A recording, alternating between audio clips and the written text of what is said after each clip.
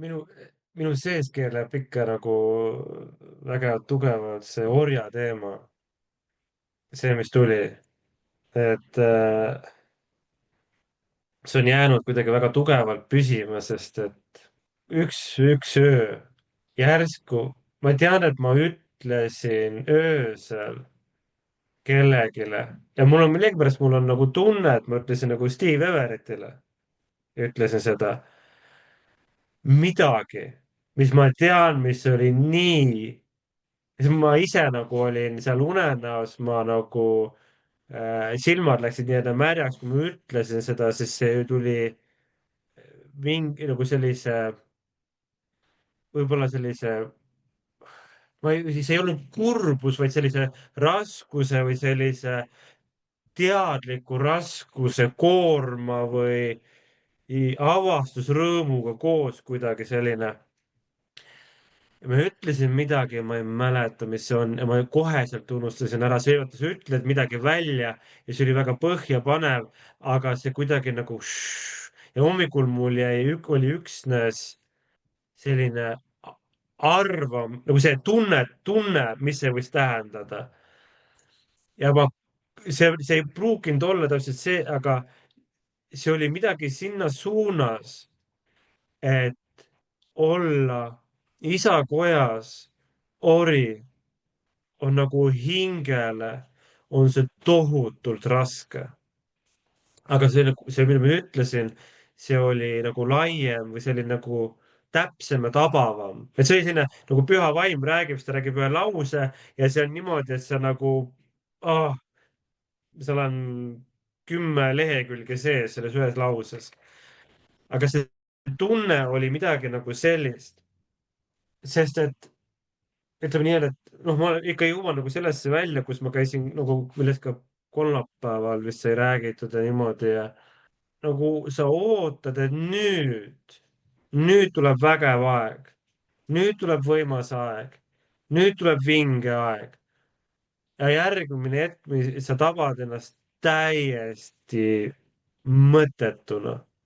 Nagu selles mõttes, et mitte midagi ei kõneta sind, mitte nagu täiesti null. Ja seal tulebki see orja teema tuleb nagu esile, et tänu Jumalale, et Jumal ajastas selle orja ja selle teenija, selle orja teema praegusesse aega, sest et see tõi sellise rahu sellesse perioodi, kus ma olen. Ja eile ma tõin nagu ka selle kadunud poja teema üles, ma pole siin nagu niimoodi sellest kadunud poja teemast rääkinud ja ma rääkisin nagu neile kõike seda lugu ja seda, mida ma nägin nagu selles kadunud poja loos, et võib-olla ma toon siin ka selle esile rohkem. Aga ma ütlesin, mõtle, kui sind tehakse töö juures projektijuhiks ja järgmisel hetkel Christopher istub, noh, mu sõber istub seal, ütleme nii-öelda näitlikult seal laua taga ja Anton tuleb hommikul ja ütleb tere hommikust ja läheb mööda. Ja mitte ühtegi ülesannet, mitte midagi ei anna. Järgmine hommik tuleb tagasi, ütleb tere hommikust ja läheb mööda ja mitte midagi talle ei anna.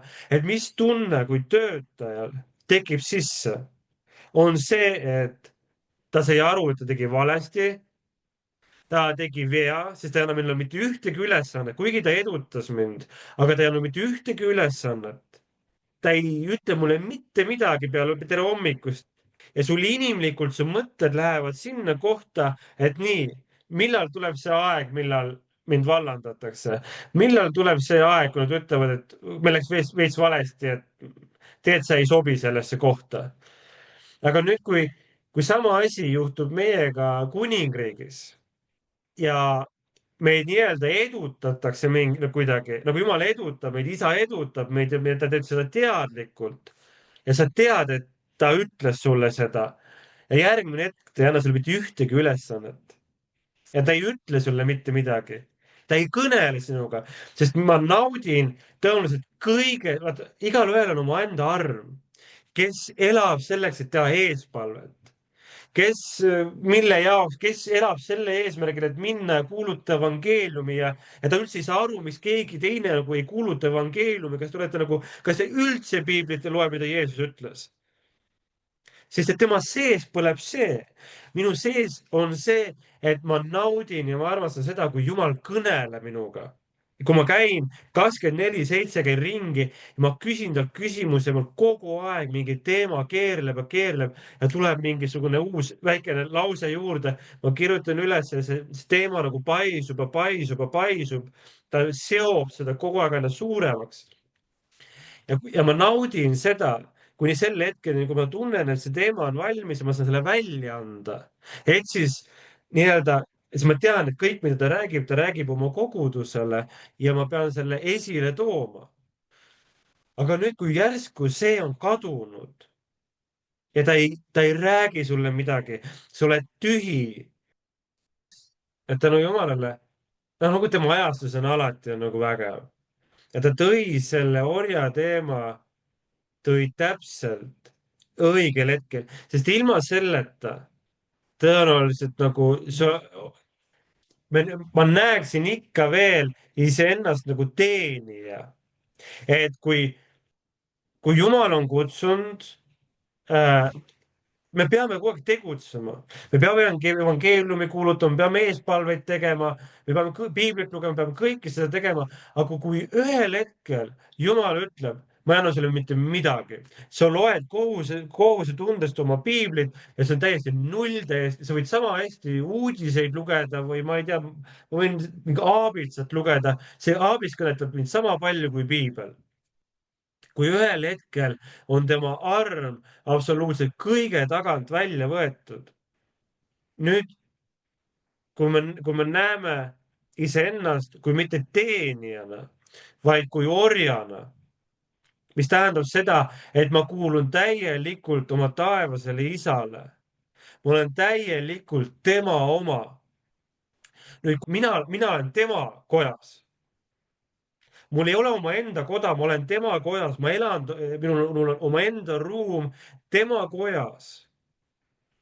mul ei ole, ma ei lähe kell 5, ma ei lähe koju omaenda kotta. ma elan ja ma eksisteerin isa kojas kogu aeg. järelikult, kui tema mulle ülesannet ei anna ja kui tema oma armu millegi taha ei pane, sest ma tean, mis tähendab seda, kui näha järsku sõnas midagi. ma tean, mis tähendab see, kui tuleb see palvevaim, ütleme siis tuleb üle ja see hakkab palvetama ja palve jookseb. ma tean, mis tähendab kanda tema sõna iseendasse kogu aeg, temaga rääkida, kõneleda 24/7 ka öösiti, küsida temalt küsimusi ja ta räägib ja ta vastab ja kõik see. ma tean, mida see tähendab. ja ma tean ka seda, et see ei tule minust iseenesest. aga kui nüüd ühel hetkel see on läinud, ma ei saa seda kuidagi kunstlikult teha. ma ei saa kuidagi ennast sundida kunstlikult lihtsalt seda tegema, sest et isegi päeval, kui mul on võib-olla natuke energilisem ja niimoodi, täna õhtul, nüüd ma lähen koju ja siis ma kõik, paneb lapsed magama, siis ma lähen ja kuulan, mida Jumal mulle kõneleb. ja sa oled nii väsinud ja sa nagu sellepärast, et sa oled täiesti, ma lähen voodisse ära, paneb lapsed magama, kell on 8:30, 9 ja ma lähen lihtsalt voodisse ja scroll in või kuulan muusikat, nädalavahetusel kuulan lihtsalt muusikat, panen mingi sellise soaking instrumentali, panen kõrva ja lihtsalt olen ja kõik see plaan, midagi kuulata või midagi lugeda, see kõik lihtsalt nagu jookseb ette. sest et puudub täielikult tema enda arm. ja nüüd see orja teema, see on nii hea, kui näha ennast Kristuse orjana, mitte teenijana, sest teenija peab oma palga välja teenima. aga ori on isa kojas pidevalt, kas tal on tööd või ei ole, kas isa kõnetab teda või ei kõneta, ta lihtsalt on ja kui sellel hetkel ei tule midagi, siis ta, ütleme nii, et ta naudib oma elu selles mõttes, ta on seal ja teeb, mis iganes talle meeldib. ja ma tooksin selle kadunud poja loo siin. kus Luuka 15 on? ja ma loen selle ette, kas tohib. Jeesus ütles, ühel inimesel oli 2 poega ja noorem neist ütles isale, isa, anna mulle kätte see osa varandusest, mis saab minule. ja isa jagaski varanduse nende vahel. Ja juba mõne päeva pärast kogus noorem poeg kõik kokku ning reisis kaugele maale ja seal pillas ta ära oma vara, elades ohjeldamatult. Aga kui ta oli kõik ära kulutanud, tuli sellele maale kange nälg ja puudus hakkas temalegi kätte tulema. Ja ta läks ja poetas enda ühe sealtmaa kodaniku juurde ning see saatis ta oma väljadele sigu hoidma. Ja ta püüdis oma kõhtu täita kõtradest, mida sead sõid ja ükski ei andnud talle. aga kui ta mõttesse jäi, siis ta ütles, kui palju palgalisi on mu isal ja neil on leiba küllalt, aga mina suren siin nälga. ma tõusen ja lähen oma isa juurde ja ütlen talle, isa, ma olen pattu teinud taeva vastu ja sinu ees. ma ei ole enam väärt, et sa mind su pojaks hüütaks, et mind su pojaks hüütaks. pea mind nagu ühte oma palgalistest. ja ta tõusis ja asus teele oma isa juurde. aga kui ta seal alles kaugel oli, nägi isa teda ja tal hakkas hale ning ta jooksis ja langes poja kaela ja andis talle suud. aga poeg ütles isale, isa, ma olen pattu teinud taeva vastu ja sinu ees. ma ei ole enam väärt, et mind su pojaks hüütaks. ent isa ütles oma sulastele, tooge kiiresti kõige kallim kuub ja pange talle selga ja andke talle sõrmust sõrme ja jalatsid jalga ja tooge nuumvasikas, tapke see ja söögem ning olgem rõõmsad, sest mu poeg oli surnud ja on jälle saanud elavaks. ta oli kadunud ja on leitud ja nad hakkasid rõõmsasti pidutsema. aga tema vanem poeg oli väljal ja kui ta sealt tulles jõudis maja lähedale, kuulis ta pilli ja tantsimist ja ta kutsus ühe sulastest enda juurde ja päris, mis see võiks olla. see ütles temale, sinu vend on tulnud ja su isa on tapnud nuumvasika, sest on saanud tema tagasi täies tervises. ent tema vihastas ega tahtnud sisse minna, siis tuli isa õue ja palus teda. tema aga vastas isale, vaata, nii palju aastaid olen mina sind orjanud ega ole kunagi astunud üle sinu käsust. ent sina ei ole mulle kunagi andnud ühte sikkugi, et ma oleksin võinud rõõmsasti pidutseda oma sõpradega. aga kui see su poeg, kes su vara on hooredega nahka pannud, tuli tagasi, siis sa tapsid temale nuumvasika. isa ütles talle, poeg, sina oled alati minu juures ja kõik, mis on minu, on sinu oma. nüüd aga oli tarvis pidutseda ja rõõmutseda, sest see su vend oli surnud ja on jälle saanud elavaks. nüüd oli kadunud ja on leitud. ja kui see lugu hakkas mind kõnetama, kas see oli jaanuari lõpu või veebruari alguse pool, kus siis seal. ja ma nägin seda, et kui poeg tuli tagasi, siis isa rüütas ta mantli, sõrmuse ja jalatsitega. ja see mantel või see kuub, see on ju nagu, see on nagu Jumala au, millega ta riietas ta. sõrmus räägib enamasti kuninga sõrmus, see on see pitsersõrmus, mida iganes kuningas ütles, see on nagu meelevalla sümbol. et mida iganes kuningas ütleb, ta pitseeris selle kinni ja isegi kuningas ise ei saanud seda tagasi võtta. nagu Estri loest me loeme, mida iganes kuningas on välja andnud ja pitseerinud ja see on väljastatud, ta peab uue määruse andma, et see nii-öelda et sellele teisele määrusele vastu minna, aga ta ei saa seda tagasi kutsuda, mida ta on välja öelnud. järelikult see on meelevalla sümbol, see on nii-öelda tõesti nagu, mis iganes te ütlete, see sünnib, mida iganes te kinni seote, lahti päästate, see on see kirjakoht nagu. ja jalatsid, see on nagu see vabadus liikuda isa maal, isa territooriumil, see, mis kuulub isale. jalatsid on nagu see vabadus kuulutada evangeeliumi, mis tähendab see isa territoorium, isa valitsusala on sulle avatud. kuhu iganes sa lähed, ta on tee rajanud sulle, see on tema oma ja sa oled vaba liikuma seal. ja kui ma nägin nagu seda, et oota, aga sest mina näen seda pärandit, kui me räägime selle topeltpärandist ja kõik need, mis on esmasünniõigused, see on see pärand, mida mina näen, on alati aru saanud ja kui ma järsku nägin, oota, kui ta tagasi tuli, siis ta sai alles selle, mida mina arvasin, et on pärand. nüüd, mis asi see pärand on, mida noorem poeg sai siis? Ja mitte ainult noorem poeg, vaid nad mõlemad said selle. isa jagas nende vahel.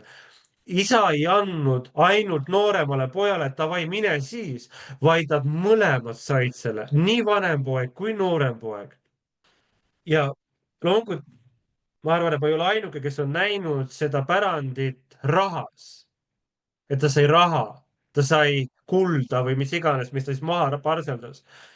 aga mind hakkas see nii häirima, et isa, et mis pärand on see, mille nad said, aga pärast tuli tõeline pärand. et mis pärand see oli? ja püha vaim ütles väga selgelt oma tahe, vaba tahe. meil on vaba tahe teha mida iganes me tahame. isa andis meile kõikidele inimestele on andnud ta vaba tahte ja see on see pärand isalt.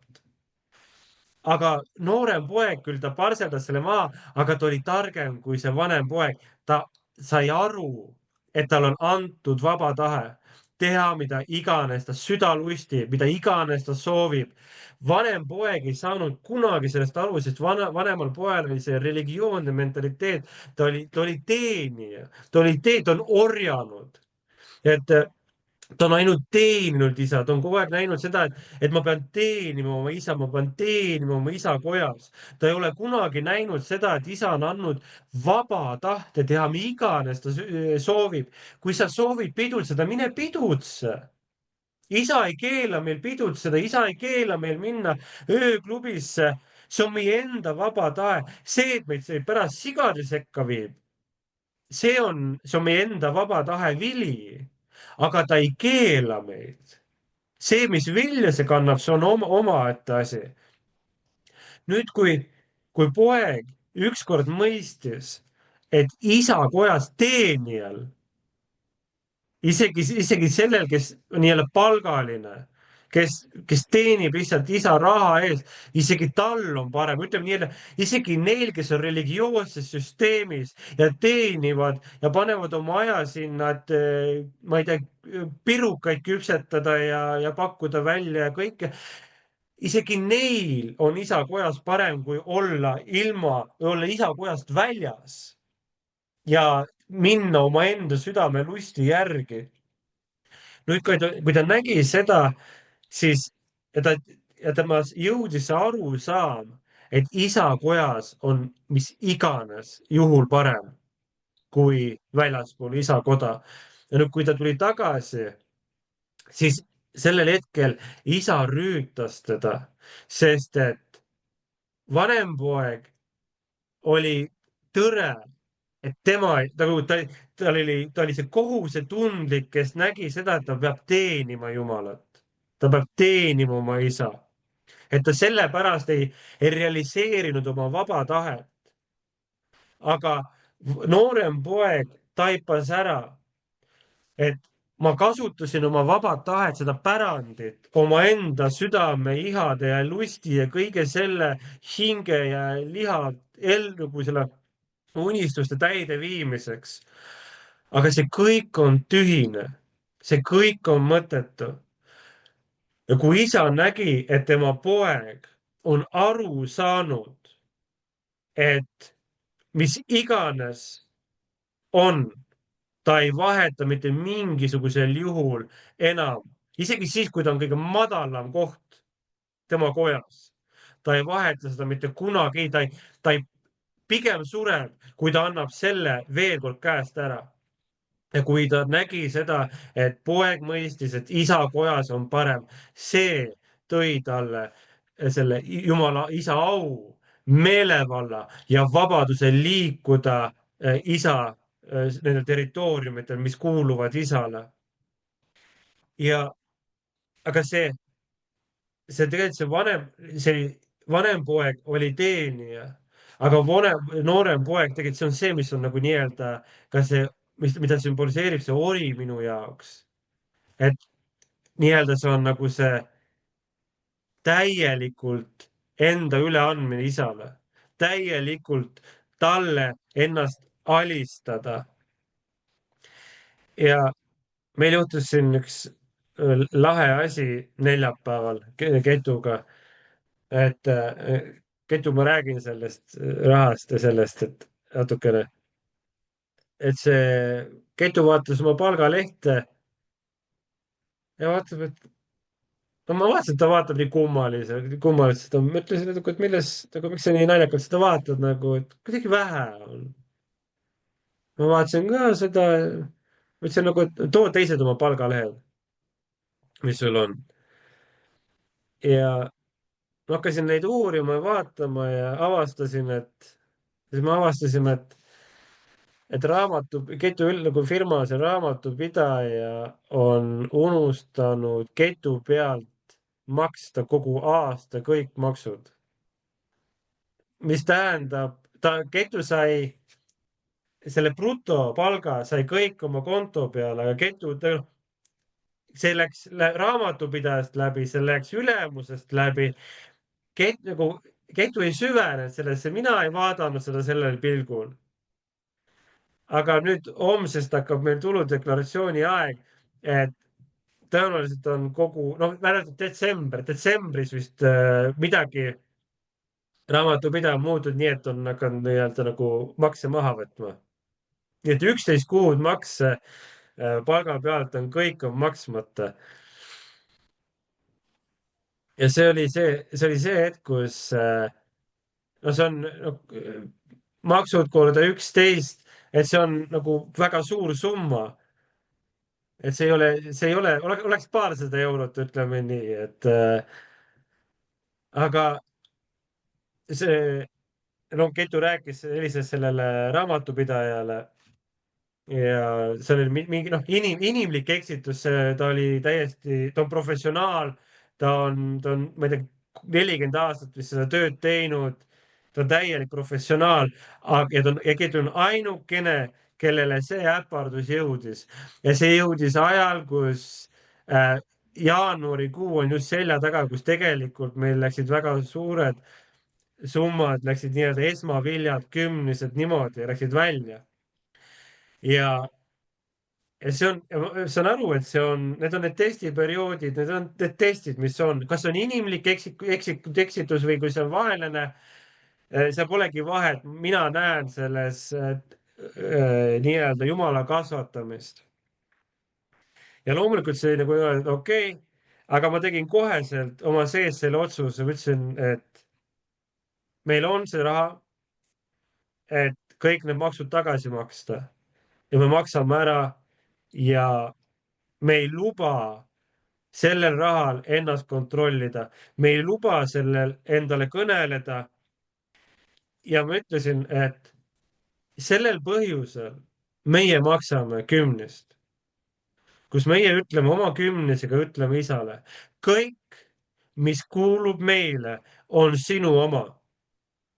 Ja mitte midagi, mis on meil, ei kuulu meile, vaid kõik on sinu oma. Ja kui sina otsustad ühel hetkel teha, on see saatana näpp seal vahel, aga seal on jumala käsi on ikka mängus.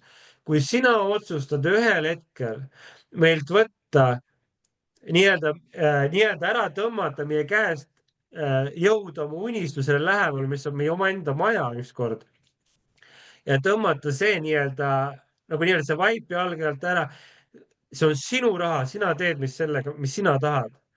Sest et just see orja, see orja ja see teenija, see andis mulle selle rahu sisse, kus ma nägin, kõik kuulub sulle niikuinii ja sina tee, mis sina oma rahaga ise tahad. Ja kui selle taga oli saatan, kes selle korraldas, et meid kuidagi viia kimbatusse, jumal, minu taevane isa, sul on tegemist saatanaga. Ja saatan, sul on tegemist minu taevas isaga. meie ei puutu siia, sest et kõik, mis on meie oma, kuulub niikuinii talle ja kümnis ongi sellel eesmärgil, kus ma näitan, et absoluutselt kõik, mis meil on niikuinii isa oma. kui ta tahab võtta midagi, las ta võtku. See ei ole meie oma. ja see kuidagi see õpetus, mis Inga just tõi selle orja koha pealt, on andnud nii palju mõistmist ja arusaamist mulle ja rahu ja pinnase jalge alla, tugeva pinnase, kus ma ei toetu religioosses mõttes, et mul on Kristus, aga samas hetkel ma näen, kuidas mul raha lihtsalt nagu nii-öelda pere, nii-öelda see unistus kolida tõmmatakse lihtsalt käest ära. Nagu me toetume Kristusele küll, aga kui me ei näe, et tõesti sellest orja vaatenurgast, et kõik niikuinii kuulub isale ja ma olen elanud tema kojas, kõik on tema oma, las tema tahab, mis tema sellega tahab teha.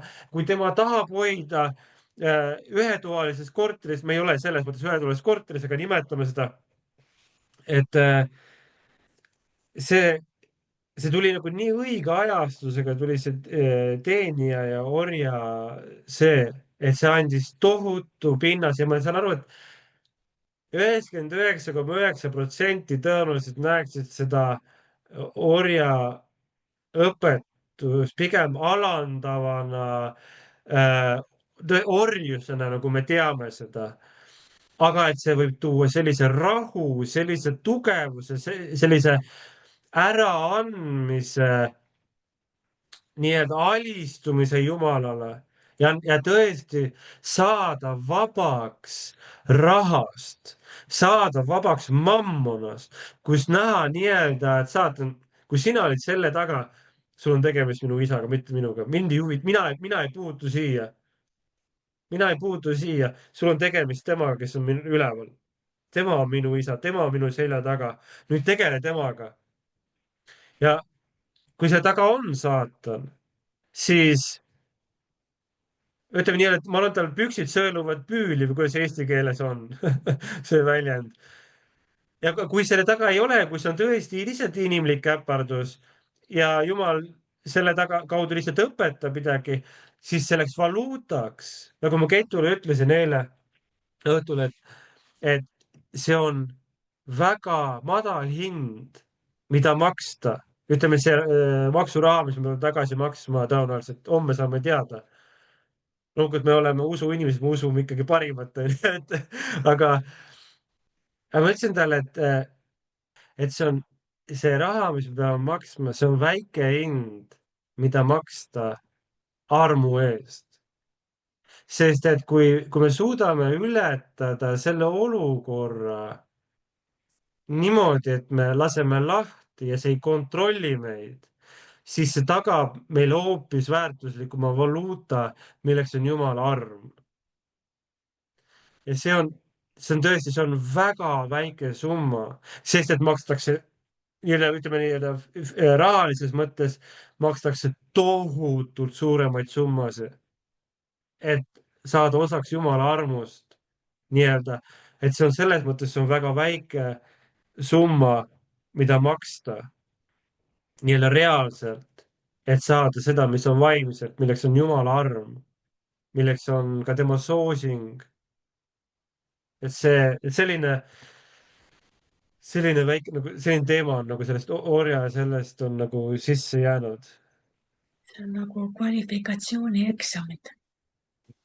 Need küpsuseksamid ootavad kõiki, sest vaata needsamad need pojaseisuse astmed, et saada nagu küpseks Kristuse täisea mõõtu mööda, tema täisikka jõuda. Need on ju need 5 kasvuastet, eks ole. Ja seal oli ju, mäletate, see 1 aste ennem täielikku küpset täisealist poega, see uihus poega on Neaniskos. Ja Neaniskos on see noor mees, kellel on peaaegu kõik olemas. Ja ta tuleb ja küsib Jeesuse käest, mis mul on veel puudu, sest ma olen kõiki käske täitnud, mul on kõik nagu, mis mul on veel puudu. Ja Jeesus ütleb, mine müü ära kõik, mis sul on, anna vaestele ja tule järgi mind. Ja Neaniskos kukkus läbi, sest see oli üks ainus asi, see viimane konks, mis teda hoidis kinni, oli see, et kindlustada oma enda tulevik. ta ei olnud nõus oma varast lahti laskma, et järgida tõesti orjana, võtta oma rist ja järgida Kristust, vaid kui oli valida, kas see au järgida Kristust või kindlustada tulevikku, ta valis selle, mis ta suutis iseendale kindlustada, oma vara, ja ta läks kurva meelega minema. Sest et mammonal oli Neaniskose üle veel võim. Kui oli valiku küsimus, ta valis raha, ta valis vara, ta valis iseenese kindlustamise. Aga mis on see Uihos, see täisealine poeg, on see täisealine poeg, ta on selle murdnud. Ta on teinud selle otsuse ja ta järgib isa nagu olenemata hinnast ja mammonal ei ole enam Uihos poja üle meelevalda. Aga kes on see, kes saab pärandi kätte? Päriselt selle pärandi osale, sellele täielikku vabadusse oma kutsumises liikuda ja kasutada isa Pitseri sõrmust ja tema saua ja mantlit ja selles piiramatult liikuda, on see, kes on selle eksami läbi teinud, kes on Uihos, kes on täisealine poeg. Mäletate, et Jeesus oli ju, teda nimetati igasuguste selle poja seisuse nimedega, küll oli ta see väike Paidion, küll ta oli Teknon, see teismeline 12-aastane seal, eks, ja siis ta kasvas kuni 30 aastani. Ja siis, kui ta alistas ennast risti Johannese käe alla ja lasi ennast ristida, kuigi temal ei olnud mingeid patte ära pesta. Vaata, kui see lõplik, vaata, mis ristimise sümbol on ju see, et lambad pesti enne tapale viimist. Seega ju vaata, kui me laseme ennast ristida, meie vana inimene sureb, me laseme sellest maailmast lahti. On ju nii? Me ütleme sellele maailmale, ma olen maailmale surnud ja see maailm on minule surnud. See on oma identiteedi lõpetamine. Ja sellest peale ei ela enam sina, vaid Kristus elab oma elu sinu kaudu, sõnakuulelikkuse elu. Ja ristimine on see lõplik üleandmine, kus lammas läheb pesemisele, täieliku pesemisele vee alla, et tõusta ülesse ja tegelikult elada seda elu, järgides Kristust, võttes risti ja järgides Kristust, olenemata sellest, mis see maksma läheb, eks. Ja vaata, kui Jeesus tegi selle sammu ära, riste Johannes ju kuulutas kõigile, vaadake, ennäe, see on Jumala tall, ohvritall. See ongi tall, juudid said aru, mis tallest on jutt, sest et muud talle ei olnud kui ohvritall.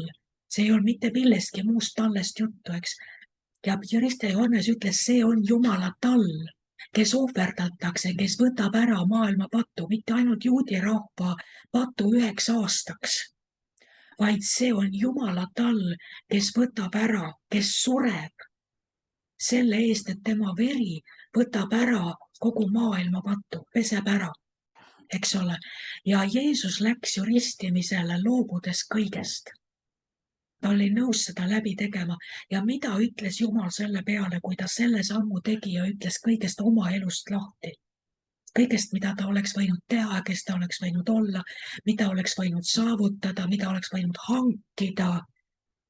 Jumala hääl ütles selle peale taevast, see on minu Uihos poeg, minu täisealine poeg. Ja nüüd sellest hetkest oli ta võimeline astuma oma pärandisse ja hakkama teostama kõike isa kuningriigis, isa väes. Aga ta ei saanud seda väge, seda ligipääsu väele kätte ennem, kui isa oli ta tunnistanud täisealiseks Uihos pojaks, kes on kõigest loobunud, kõigest lahti olnud ja ennast täielikult kuningriigile üle andnud. Ja kui me näeme neid pojaseisuse astmeid, siis seal tuleb selgelt välja, et üks aste enne seda on täisealine mees küll bioloogiliselt. See on Neaniskos, aga kui talle öeldakse, anna oma vara ära, loobu oma varast, siis ta läheb minema kurva meelega. ta tahaks nii väga teha suuri tegusid ja järgida Jeesust. nii väga tahaks, ilmselt täiesti unistab sellest. aga kui öelda, et anna see raha ära, siis ta masendub ja pöördub ringi ja läheb ära kurva meelega, sest selle maailma, sellel mammonal tähendab, noh, mitte mammon, et keegi nüüd armastaks hirmsasti raha või kulda, vaid see, et see meie ürgne, see vana Aadama täiesti patoloogiline vajadus iseendast hoolitseda, iseennast kindlustada. vaata, sellele ei ole Neaniskos veel surnud. aga kui Ios ütleb, üks läks trumm, minguga polgad, sa võtsid mult 6 või võtsid mult särgi, ma annan sulle 6 peale selle. saad aru, ja kui sa selle sammu ära teed, et sult võetakse midagi, mis on väga kallis, nii nagu siin Arnes räägib oma unistusest, eks, ja siis su silme alt võetakse see unistus ära mingi eksituse tõttu ja jälle see helesinine unistus või roosa unistus liigub kuskile tundmatusse kaugusesse. ja kui sa selle peale ütled, ja mis siis sel hetkel on tegelikult Neaniskos murtud ja tegelikult sa oled astunud Ios vanusesse, kus sind enam ei saa kontrollida sellega, mida sina saaksid iseenda kindlustamiseks teha, vaid sa oled tõesti see täisealine poeg, ei tee midagi enam ilma isata. Jeesus oli ju täisealine pärija. Jumal oli tunnistanud ta, see on minu Ios, minu täisealine seaduslik pärija, kes võtab kõik üle. Eks? Ja Jeesus, kes oli, ta ei olnud laps, ta ei pidanud isa sõna kuulama, kui me saame selles mõttes aru, eks ole, laps peab kuulama isa sõna. Me räägime täisealisest mehest, kes ütleb, ma ei tee midagi ilma isata. ma teen ainult seda, mida isa mulle näitab, mis ma pean tegema. ja ma räägin ainult seda, mida ma kuulen, et isa mulle ütleb, et ma seda pean rääkima. Mis keel see on, mida Jeesus kasutas? Kas niimoodi räägib täisealine mees, 40-50 aasta, ütleme 40-50 aastane mees ja ütleb, et ma ei tee midagi ilma, et ma küsin oma 80-aastase isa käest, ma ei tee ilma tema loata mitte midagi. Sa ütled, et kuule, kasva suureks. Aga Jeesus oli kõige täisealisem poeg üldse, kes saab olla. Ja ta ütles, ma ei tee midagi ilma isata. Ja see on see täielik orja staatus. Aga see on see vabatahtlik, mis sa, Hannes, tõid, et see kadunud poeg, selles kadunud poja loos, kui ta pöördub tagasi, alistab kõik isale. Ja ta näeb ennast, ma olen nõus ükskõik millega, isa, mida sa ütled. Ja isa ütleb, vot nüüd oled sa minu Ios ja nüüd sa saad mu mantli ja pitseri sõrmuse ja õiguse vabalt ringi liikuda ja teha seda, mis kuningriigis on vaja teha. Et see on nii huvitav, kuidas see kõik tuleb kokku, kuidas Jumal neid teemasid toob, et see on, toob tohutu vabaduse, see sama aspekt, sest nii kaua, kuni sa ei ole selle küpse arusaamiseni jõudnud, saad sa haiget. Vaata, Neaniskos, see noor mees, rikas noormees, sai haiget. Kui Jeesus ütles talle, müü kõik ära, anna vaestele, tule järgi mind. Tal oli valus, ta sai haiget. Ja nii kaua, kuni me ei ole aru saanud, milline vabadus, milline võidmine, milline meelevald on täisealisel pojal, kes näeb, et kõrgeim staatus on ori, isa ori.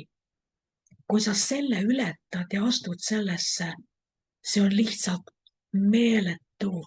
Ja ma vist mainisin siin millalgi ükskord varem, et see oli minule samamoodi vabaduseks, sest minul oli ka teenija mentaliteet.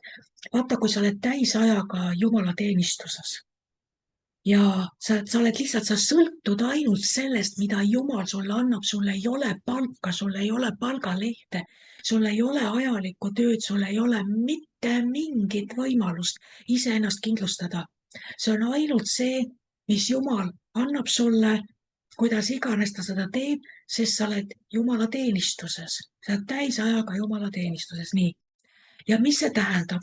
See, vaata, me kasvame läbi nende kasvuprotsesside, eks ole. Ja kui sa oled niimoodi mingi 10 aastat tagasi või millal, vist natuke vähem, kui ma jäin nii-öelda täisajaga ainult Jumala riiki ja tuli see, et ma pean kogu aeg midagi sooritama, ma pean õigustama nüüd, ma pean näitama Jumalale, et ma olen nagu kindlalt oma töötunnid täis töötan, eks ole.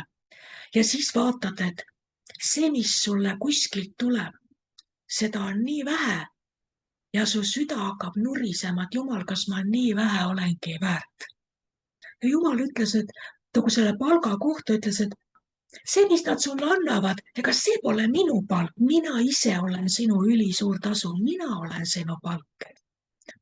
Miks sa kogu aeg küsid minu käest, et ma annaks sulle tööülesandeid, et sa kogu aeg tahad töötada.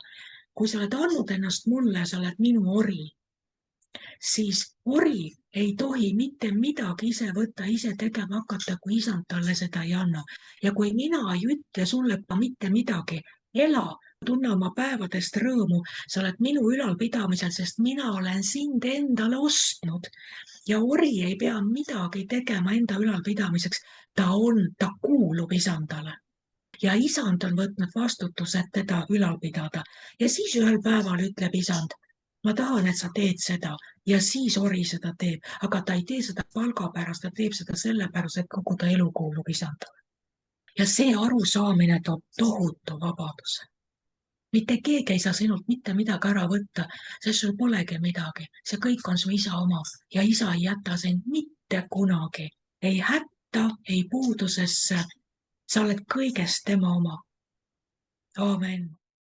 Lihtsalt siuke väike mõte tekkis, et see, et kui sa töötad palga pärast ja siis sa hakkad mõõtma seda palka, mida Jumal siis sulle välja annab nii-öelda, siis sa võid ka omakorda oma sooritust hakata selle pealt mõõtma. Ma ei tee piisavalt, ma pean rohkem tegema.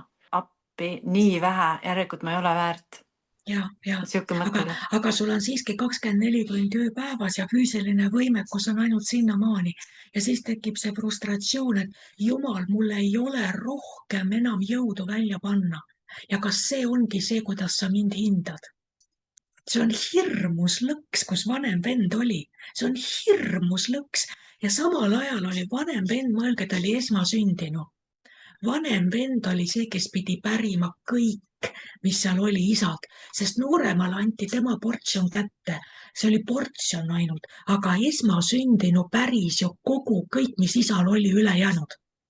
Ja vanem vend töötas ju seal sees, eks ole, aga tema tundis selle kõige keskel, et isa ei hinda teda vääriliselt. See võib ka olla, see on väga tõsine lõks selles mõttes, et üks asi on see, et seda on vähe, ma pean tegema rohkem, aga teine veel hullem asi on, sa pead teistmoodi tegema. Sa ei tee praegu nii, nagu isa tahab. Mõtle välja, kuidas teistmoodi on. See on lõputu auk, kuhu sa siis kukud, et kas liiga vähe või sa ei tee praegu täpselt niimoodi, nagu peab tegema. Mõtle välja. Vaata, ta ütleb, et keda iganes Jumala vaim juhib, teda on Jumala pojad, Jumala lapsed, ütleb Eesti piibel vist, eks. See on tema täisealine poeg. Ja nüüd ongi see, et kui sa oled kasvanud sellesse täisikka, siis sa ei tee midagi, kui Jumala vaim sind ei juhi. Ja ongi, et kui sa küsid Jumala käest ja ta testib sind sellega, kas sa oled teenija või sa oled ori. Ja teenija läheb närvi, kui ta ei saa tööülesandeid. Sa võtsid mind palgale, aga tööülesandeid ei anna. 1 ja 2, nagu Hannese näide oli. Ja kui mulle ei anta tööülesandeid, siis mind ju vallandatakse. See tähendab, et mind lastakse varsti lahti ja ma hakkan ise mõtlema omale tööülesandeid, eks. Aga selline isetegevus ju, see on ju lubamatu, on ju. Ja isa võib testida sind sellega, et vaikibki ja ta ei annagi. Ja mis sa teed nüüd? Mis sa teed nüüd? Ja kui sa nüüd ütled, et ma ei tee midagi, kui sinu püha vaim ei näita mulle, räägi minuga ja kui ma olen siiralt sinu ees ja sa räägid hoopis nagu minuga oli, mina räägin aiast, Jumal räägib aiaaugust. kes on seda kogenud, sul on Jumalale küsimus. Sa küsid ta käest midagi konkreetset. Jumal, ütle, miks on nii, miks sa teed nii? Ja sa räägid ja Jumal hakkab rääkima ja ta räägib sulle lilledest ja lindudest ja liblikatest ja umbes nii. Ja ta räägib sulle pika jutu, andes sulle teada, et sa kuuled tema häält, aga ta ei vasta su küsimusele, ta ignoreerib seda. Sa saad kinnituse, et Jumal on endiselt sinuga, ta räägib sinuga, ta armastab sind, sa kuuled ta häält, aga ta ei vasta su küsimusele. Ja vaat ongi see, et kui sa kasvad küpsusesse, siis sa saad aru, et nii nagu on, nii ongi. Nii nagu on, nii ongi hästi. Sest ma olen kuuldel, ma kuulen isa häält ja kui ta ei anna ja ei näita praegu teist teed, siis ma ootan rahulikult ja kannatlikult, kuni ta ühel hetkel ütleb. Vaata, mul oli ka üks pikk aeg, kus ma üldse nagu ei kuulnud Jumala häält. Ja ma küsisin siis, küsisin Jumala käest, et miks sa ei räägi, et mis lahti on. Ja ta ainuke, mis ta vastas, et absoluutselt kõik on hästi, et mina usaldan sind. Ja see oligi kõik. Ja see kuidagi, vaata selle, kui Jumal räägib, siis see on terve pakett, on ju, see annab sulle kõik arusaamise, täpselt see, nagu mida sa, Riina, praegu jagasid, et sul on nagu terve pakett ja sinu üle on rahu ja sa lihtsalt liigudki niimoodi. Vaata, Jumala riik, kuningriik, me elame kuningriigis. Kuningriik on õigsus. See on praktiline, mitte ainult omistatud õigsus Kristuse vere all, vaid see on praktiline õigsus. Kuningriik, sa oled kuningriigis, see on õigsus, rahu ja rõõm pühas vaimus ja sa oled vaba kuningriigis. Ja mul on olnud nii, et Jumal, mida sa tahad, et ma teen? Mul on nii palju ülesandeid, et ma ei tea valida. Ma ei tea, mis raamatut sa tahad, et ma tõlgin. Ma ei tea, mis raamat ja mida ma pean tegema. Mul on nii palju, et ma olen hulluks, ma ei oska valida. On ju, Jumal, ütle mulle, ta ei ütle. Ja siis ta tavaliselt alati tuleb tagasi selle koha peale. Tee seda, mis sulle rõõmu valmistab. Miks? Sest see, mis paneb sinu sees voolama niisugused rõõmumulksatused, see ongi õige tee, sest kuningriik on õigsus, rahu ja rõõm pühas vaimus. Kui miski asi on saepurru maitsega, ära tee seda, vaid kuula, mõtle, mis on see, mis sulle praegu rõõmu teeb. Ja kui miski asi ajab sind elevile ja sul tuleb see rõõmu siukene inspiratsioon, mine rahulikult seda teed, mis teeb sulle rõõmu, sest rõõm on Jumalast ja kui see on päris ehe rõõm, siis vot see ongi see tee, käige seda. Ja see alati lahendab selle asja. Ma katsun enda sees läbi, mis on see, mida ma tahan teha, mis mind kisub, mis teeb mulle rõõmu. Ja kui ma siis selle otsuse langetan, sinna tuleb kogu elu taha, sinna tuleb võidmine taha, sinna tuleb Jumala inspiratsioon ja ilmutus taha. Aga sunniviisiliselt ei toimi mitte midagi kuningriigis, sest täpselt see, mis Hannes ütles, meie pärand on see vaba tahe. Ja seda sa teed seda vabatahtlikult ja teed seda rõõmuga. Kui tuleb sundus, vahel on meil vaja oma liha distsiplineerida, eks? Aga just selliste ülesannete puhul, kui seal ei ole rõõmu taga ja see on sundus ja siuke kohustus ja selline, siis on hea küsida. Vahel on midagi muud vahele tulnud ja Jumal, kui sa küsid, et miks nii kuiv on, sest ka vaenlane võib tulla mingi rõhumisega ja järsku see asi, mis tegi sulle tohutut rõõmu, sa hakkasid seda tegema, seal oli selline elava vee jõed taga. Ja ühel hommikul ärkad ja see elu on kadunud. Mis juhtus? Kas Jumal muutis meelt? Teine päev, kolmas päev. Ja siis mõtle tagasi, kuidas sa alustasid, mis nüüd juhtus, see võib olla ka vaenlane. Ja siis selle keskel, kui sa otsid Jumalat, Jumal annab sulle uue ilmutuse, ta annab sulle mingi uue nüansi, ta annab sulle ühe sõna ja järsku see asi murdub ja elavad veed pääsevad jälle voolama. Saate aru? Et alati on hea järgida ja kuulata ja otsida seda, kus on rahu ja mis on see, mis toob mulle rõõmu. Ja kui rõõm kaob, siis miks kadus ja küsida seda Jumala käest. Ja kui ta annab selle vastuse, kõik läheb jälle edasi. Igatahes, ma ei tea, kas te tagasi kerides, kas te saite millestki aru iseenda jaoks, mis vahe on Jumala teenimisel ja mis vahe on orja staatusel Jumala kuningriigis? Jumal on mingi, kõik teisiti, kui on maailmas. Vaata, kui jaa, maailmas on orjus, orjuses on orjus, siis Jumalaga orjuses on vabadus. Ja seda ju maailm ei saa aru. Orjuses on orjus, aga ei ole, et selles orjuses on see kõige suurem vabadus. Jumalaga ei ole asjad seda inimlikku loogikat pidi.